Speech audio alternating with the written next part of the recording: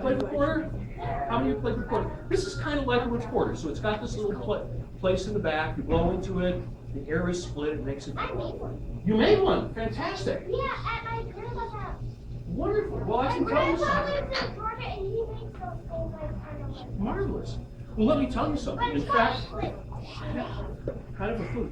Well, I can tell you something about this. This has a connection, actually, with little boys.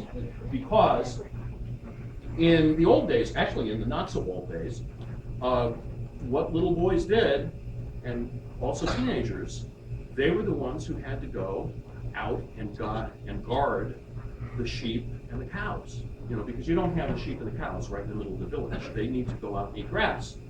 And there's a big problem with doing that. I mean, it may be kind of fun or scary if you're chasing off the wolf, which was the idea that you were there, but it's boring and you got a lot of time on your hands. So what do? You take out your pocket knife and you carve a flute. And that's what they do. And you have a lot of time to learn how to play. And here's what it sounds like. And this instrument, by the way, is called frula. Frula. Can you say that? Frula. Frula. Get that nice roll R. Frula. Frula. Okay. And there are other names for also people who are not Slavic.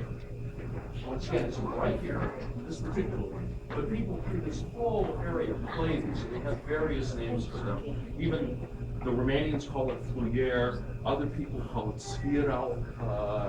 In Slovakia, they'll use the word furudla. It's all similar words. I'll get your question in just a minute. But here, this is what it sounds like.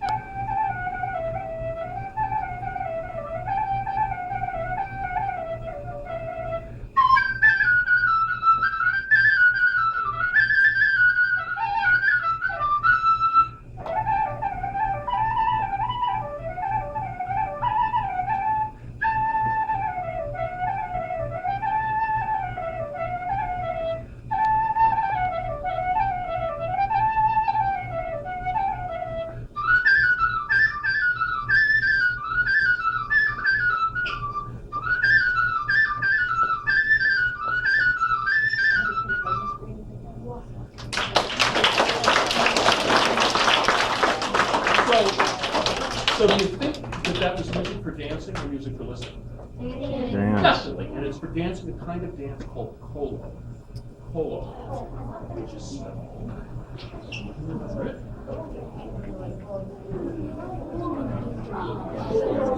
I did not get ancient English when I was a little boy.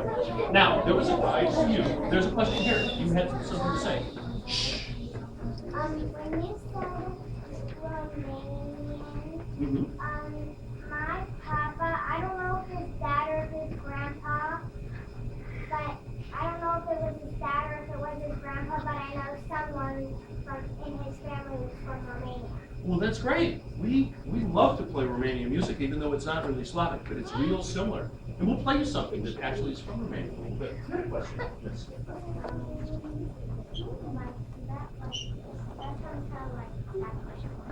In a sense, except this is something where people hold hands and they sort of dance in a circle.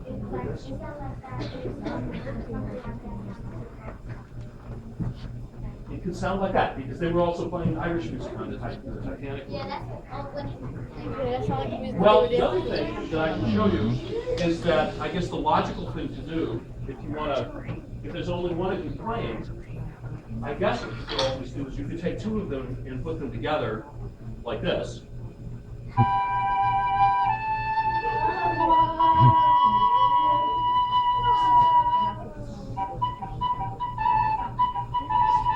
But it's kind of a lot of trouble to do this, so it is hard to do that. But so what they started doing was making an instrument called a dvoinica.